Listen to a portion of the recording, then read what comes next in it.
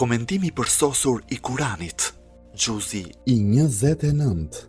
Sure El Mulk, zbritur në Medine, 30 ajete. Përmbajtja e sures El Mulk. Kjo sure është në fillim të kapitullit të 29 të Kuranit të madhëruar. Bën pjesë tek suret që sipas transmetimeve të njohura e gjitha ka zbritur në Mekë, sikurse pjesa më e madhe e sureve të këtij kapitulli, të cilat janë mekase. Po ashtu sipas mendimit të disa prej komentuesve dhe interpretuesve të Kuranit, të gjitha suret e këtij xhuzi janë mekase, ndryshe nga suret e xhuzit pararendës, të cilat ishin të gjitha medinase. Siç do të pohojmë dhe në komentet në vijim, surja El Insan është e përjashtuar nga ky rregull, ajo ka zbritur në Medinë. Surja El Mulk ndryshe njihet edhe me emrin Mungjie, shpëtuese, ose me emrin Waqia ose Mania, sepse lexuesi i Kuranit duke e lexuar këtë sure e shpëton veten nga dënimi i Allahut dhe dënimi i varrit. Kjo sure është një prej sureve me shumë mirësi, në të cilën janë trajtuar çështje të shumta kuranore. Mirëpo përmbajtja e kësaj sureje kryesisht bazohet në 3 pjesë. Pjesa e parë, ajetet e kësaj pjese trajtojnë çështje që lidhen me zanafillën e krijimit, të cilësive të Allahut, sistemin e mahnitshëm të krijimit, veçanërisht sistemin e krijimit të qiejve dhe të yjeve, sistemin e krijimit të tokës dhe dobive të saj, sistemin e krijimit të zogjve, të ujrave të rrjedhshme, trajton çështjen e krijimit të shqisave si veshët, syt, si dhe të mjeteve të tjera të njohjes. Pjesa e dytë, ajetet e kësaj pjese trajtojnë çështjen e ringjalljes dhe të dënimit në jetën tjetër dhe bashkëbisedimin e melekëve të dënimit me banorët e xhehenemit, si dhe çështje të tjera të ngjashme me to. Pjesa e tretë, ajetet e kësaj pjese trajtojnë çështjet që lidhen me paralajmërimin dhe kërcënimin e jo besimtarëve dhe të padrejtëve për llojet e dënimit në këtë botë dhe në botën tjetër. Disa komentues të Kuranit mbrojnë idenë se thelbi i kësaj sureje lidhet me sundimin dhe fuqinë e Zotit. Kjo është përmendur dhe në ajetin e parë. Mirësitë e leximit të sures El Mulk. Janë transmetuar shumë hadithe nga profeti Muhammed, paqja dhe bekimi i Allahut qoftë mbi të dhe mbi familjen e tij dhe imamët, në lidhje me mirësitë e leximit të kësaj sureje. Transmetohet nga profeti Muhammed, paqja e bekimi i Allahut qoftë mbi të dhe mbi familjen e tij, se ka thënë: ai që e lexon suren El Mulk, ngjason me atë që ka qëndruar zgjuar natën e Kadrit, dhe do të dëshiroja që surja El Mulk të ishte në zemrën e të gjithë besimtarëve. Në një hadith të transmetuar nga Imam Muhammed Bakir, paqja qoftë mbi të, thuhet: surja El Mulk është surja e ndalimit, pra është surja që parandalon nga dënimet e varrit. Kjo sure është përmendur edhe në Teurat me po këtë emër. Ai që e lexon këtë sure gjatë natës shumë herë dhe bukur, nuk do të konsiderohet prej të pavetdijshmëve. Në lidhje me këtë çështje ekzistojnë shumë hadithe. Sigurisht të gjitha këto dobi të mëdha nuk nënkuptojnë leximin e pashoqëruar me meditim, leximin pa reflektimin dhe pa praktikim. Leximi i saj nënkupton edhe shoqërimin me meditim, reflektim dhe veprim, ku konkretizohet ajo që thot surja. Ajetet 1 deri te ajeti 5. Bismillahirrahmanirrahim. Tabarakalladhi biyadihil mulk wa huwa ala kulli shay'in qadir. الذي خلق الموت والحياة ليبلوكم أيكم أحسن عملا وهو العزيز الغفور الذي خلق 7 سماوات طباقا ما ترى في خلق الرحمن من تفاوت فارجع البصر هل ترى من فطور ثم ارجع البصر كرتين ينقلب إليك البصر خاسئا وهو حسير ولقد زينا السماء الدنيا بمصابيح وجعلناها رجوما للشياطين وأعتدنا لهم عذاب السعير. Me emrin e Allahut të gjithë mëshirshmit, mëshirëplotit. Qoftë i lartësuar ai në dorën e të cilit është pushteti suprem dhe që është i fuqishëm të bëjë çdo gjë. Ai ka krijuar jetën dhe vdekjen, për t'ju provuar se kush prej jush do të veprojë më mirë. Ai është i plot fuqishmi dhe falësi i madh. Ai ka krijuar 7 qiej njërin mbi tjetrin.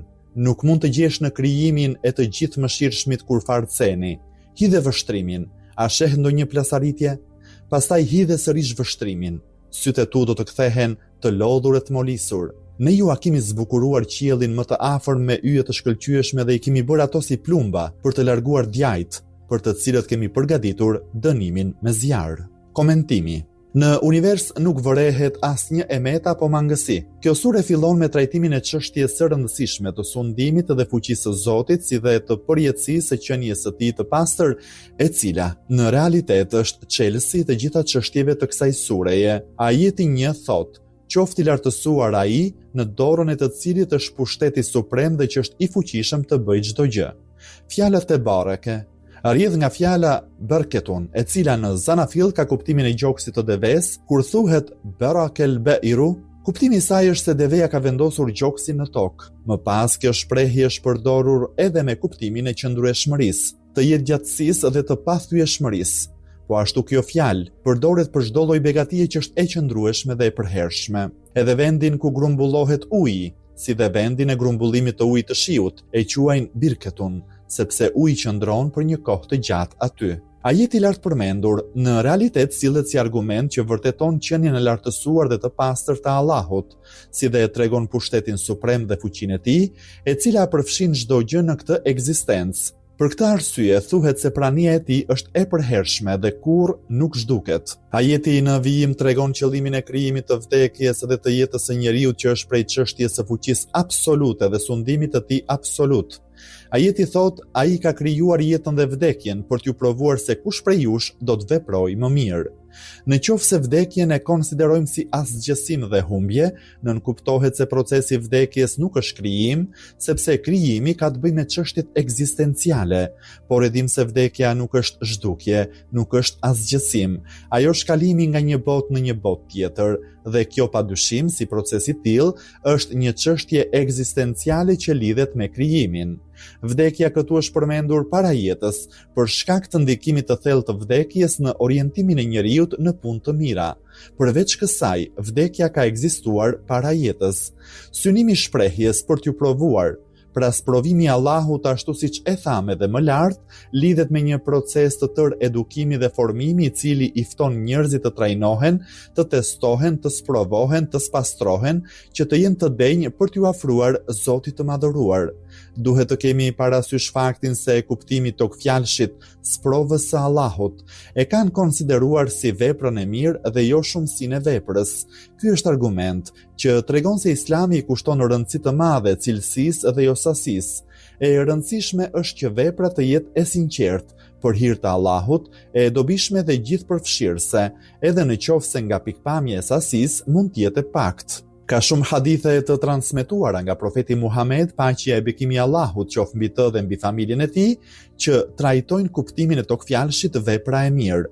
Në njërin prej tyre thuhet: "Cili nga ju ka dije dhe mençuri më të plot, ai ka më shumë frikë Allahun, ka më shumë njohuri ndaj urdhëresave dhe ndalesave të tij, edhe pse veprat tuaja të pëlqyeshme mund të jenë më të pakta." Është më e qartë se urtësia e plotë dhe vepra e pastër e bën qëllimin dhe niyetin më të sinqertë dhe shpërblimin më të madh.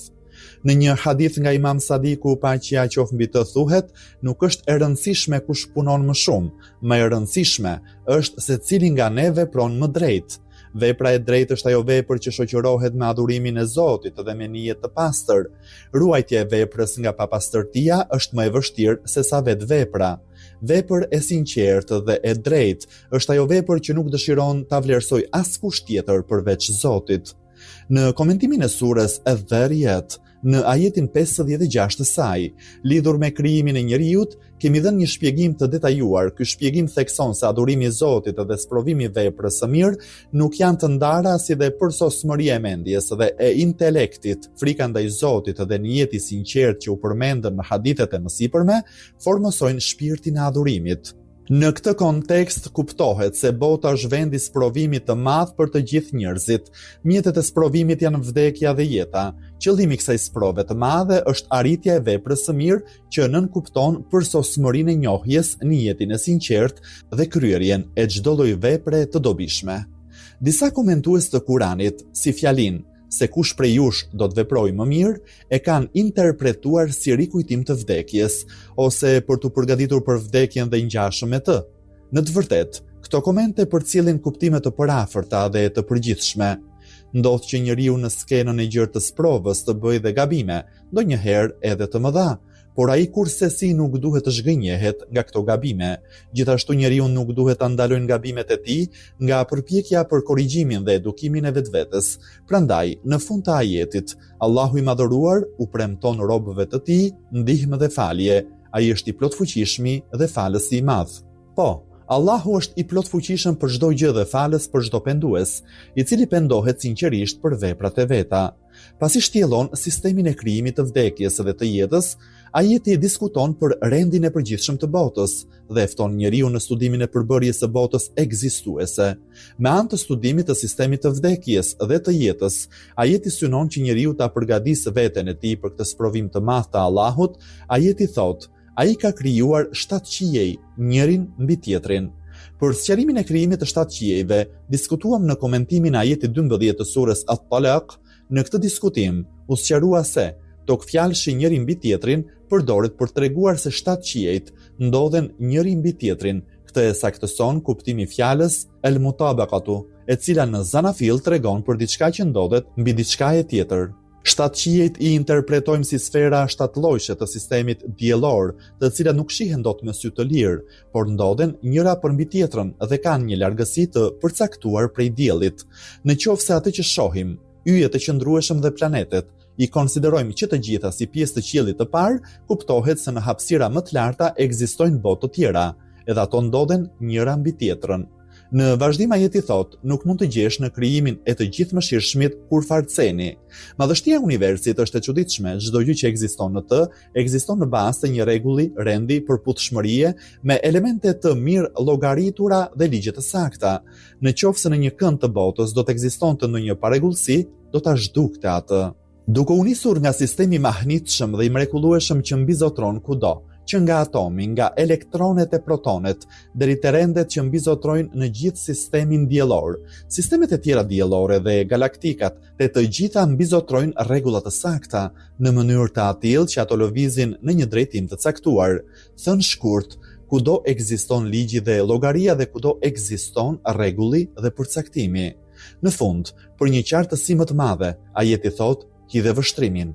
A sheh ndonjë plasaritje? Fjala futur rrjedh nga fjala fitrun dhe është përdorur me kuptimin e ndarjes përse gjati, por kjo fjalë përdoret edhe me kuptimin e thyerjes të prishjes, si për shembull prishja e agjërimit me anë të iftarit gjatë Ramazanit. Në kontekste të tjera, kjo fjalë përdoret edhe me kuptimin e çrregullimit dhe të cënimit. Në ajetin në fjalë ka po këtë kuptim. Thënë me fjalë të tjera, sado që njeriu gjurmon në botën ekzistuese, ai nuk do të vërej ndonjë plasaritje apo mos përputhje në të. Prandaj në ajetin vijues për ta theksuar po këtë kuptim dhe domethënie, ajeti shton: pastaj hidhe sërish vështrimin, sytë e tu do të kthehen të lodhur e të molisur. Fjala kerratein rrjedh nga fjala kerrun dhe ka kuptimin e rikthimit ndaj një gjëje. Fjala kerratun është përdorur me kuptimin e përsëritjes.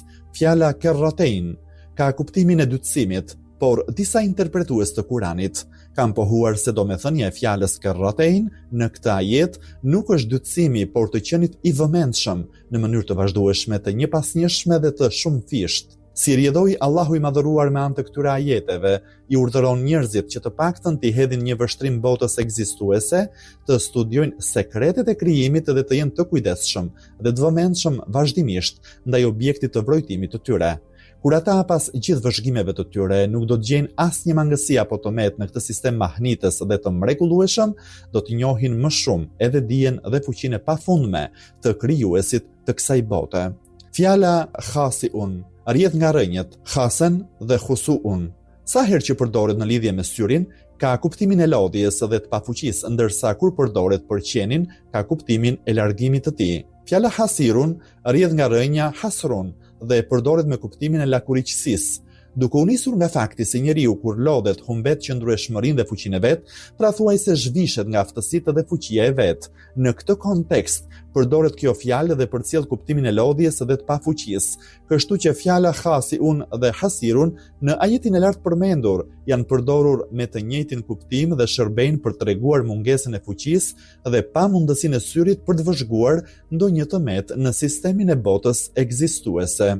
Disa komentues kanë bërë një ndarje mes kuptimit të këtyre dy fjalëve. Sipas tyre, fjala khasiun është përdorur me kuptimin e privimit dhe të mospasjes sukses, kurse fjala hasirun ka kuptimin e pafuqisë. Sidoqoftë, nga ajetet e lartë përmendura mund të nxjerrim dy përfundime të rëndësishme. Së pari, Kurani u jep urdhër të prerë të gjithë udhëtarëve të rrugës së vërtetë. Ata duhet të studiojnë sa më shumë në lidhje me sekretet e botës ekzistuese dhe mrekullitë e botës objektive. Duhet të mos mjaftohen me një vëzhgime apo me dy hulumtime, sepse ka shumë sekrete që nuk mund të zbulohen me një ose dy shikime, por është e nevojshme të bëhen hulumtime të mprehta dhe eksakte, në mënyrë që njeriu pas shumë shikimesh dhe vrojtimesh të jetë në gjendje t'i zbulojë ato. Sa më i sakt, sa më i përpikt dhe i kujdesshëm të tregohet njeriu ndaj këtij sistemi, aq më të lehtë dhe më mirë do ta kuptojë atë. Do të arrijë pranë një kohezioni që është larg çdo tëmete, mangësie, çoroditje dhe shtrembërimi. Disa dukuri të kësaj bote në pamje të jashtme duken si të dëmshme, të liga ose të kompromentuara, si për shembull, tërmetet, përmbytjet, sëmundjet dhe ngjarjet e tmerrshme që ndonjëherë ndodhin në jetën e njeriut.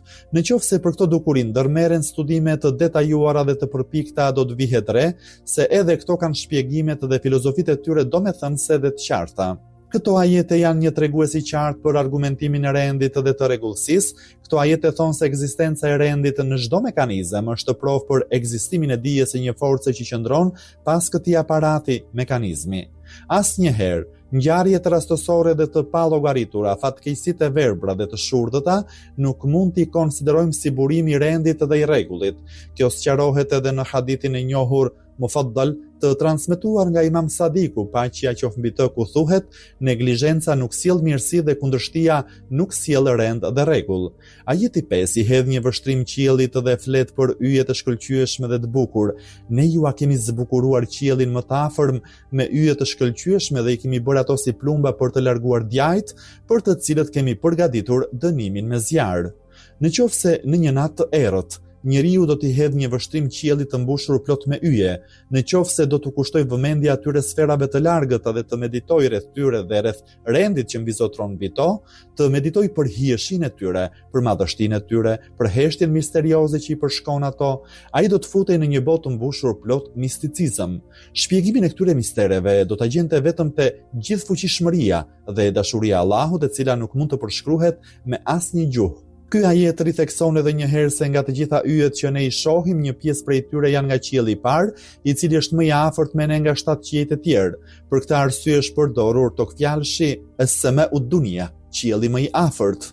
Fjala rrujum ka kuptimin e plumbave dhe është përdorur për të nënkuptuar meteorët që hidhen si plumba nga njëra anë në anën tjetër të qiellit. Dim se meteori është pjesë e ngelur e yjeve që janë shpërbërë dhe janë coptuar gjatë ngjarjeve dhe ndodhive, prandaj kur thot i kemi bërë ato si plumba për të larguar djajt, e ka fjalën pikërisht për këto pjesë të mbetura nga shkatrimi i yjeve të veçantë. Për mënyrën se si yjet e shkëlqyeshme i kemi bërë si plumba për t'i gjuajtur djajt, kemi diskutuar gjerësisht në këtë tefsir. Hulumtim, madhështia e krijimit të universit. Edhe pse Kurani i Madhërisëm ka zbritur në mjedisin e prapambetur të epokës së ignorancës së popullit arab, përsëri këmbgul që myslimanët të meditojnë dhe të mendojnë rreth enigmave dhe rreth madhështisë së universit. Kjo gjë në epokën e ignorancës nuk kuptohej e as nuk perceptohej. Ky është një argument i qartë i cili tregon se Kurani ka një burim tjetër. Sa më shumë të përparojnë dija dhe shkenca, aq më e qartë bëhet madhështia e Kuranit. Së pari, ne edim se toka në cilën jetojmë me gjithë madhësinë që ka, në raport me diellin është aq e vogël sa po t'i vendosin mbi njëri tjetrin dhe 1.200.000 planete të tjera të ngjashme me të, përsëri ngelet nga madhësia e diellit. Së dyti, sistemi ynë diellor është një pjesë prej galaktikave të mëdha që quhet galaktika e udhës së qumshtit. Sipas studimeve shkencore, vetëm në galaktika ekzistojnë mbi 100 miliard yje. Dielli ynë, me gjithë madhështinë e tij, konsiderohet si një prej yjeve të mesëm të kësaj galaktike. Së treti, në këtë botë të madhe ekzistojnë aq shumë galaktika sa është e pamundur llogaritja dhe numërimi i tyre. Sa më shumë zhvillohet teknologjia, sa më të përparuar dhe më të pajisur bëhen teleskopët astronomik, aq më shumë zbulime të reja të hapësirës qiellore bëhen. Sa i madh është Allahu i madhëruar që këtë projektim madhështor e ka bërë të saktë dhe të përpikt.